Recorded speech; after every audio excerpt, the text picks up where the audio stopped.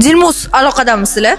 Biz shu yerdamiz, qizlar. Bizani menimcha faqatgina Rossiya telekanallarida ko'rsatishmadi xolos. Voy, maznapa ko'rmaysizmi? Mana Rossiya kanallaridan chiqib ketib bo'ldik.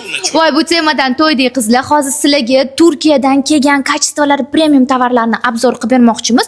Hali oldinda Dubay, Bishkek, Xitoy turibdi. Bularni hozir sizlarga sevinch obzor qilib beradi. Mikrofonni ham taqib qo'yman.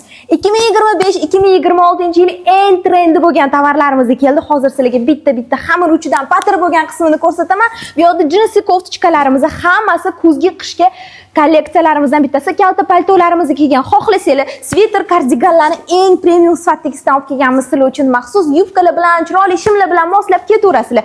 Undan tashqari mana men sizlarga ko'rsataman qizlar, prosta buni sizlar bitta ushab stilida kiyib ko'rmaguninglargacha sifati bilan narxiga aniq ishonmaysizlar. Kardiganlarimizni mana har xil variantlar kelgan, kalta uzun.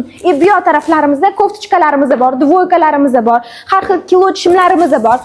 Mana buni yumshoqligini ko'rvasizlarmi? Issiqini shunaqa momiq qaranglar. Tugmachalari ham serjechkali qilib ishlangan, 3 xil rasvetkada kelgan. Skromnostni yaxshi ko'radigan qizlar uchun hech qatida hech narsasi yo'q. Tunikalar deysizlarmi, dvoykalar deysizlarmi? Bu yil hit bo'ladigan bunaqa toshli shimlar qaranglar. Ham shim bu, ham kulot.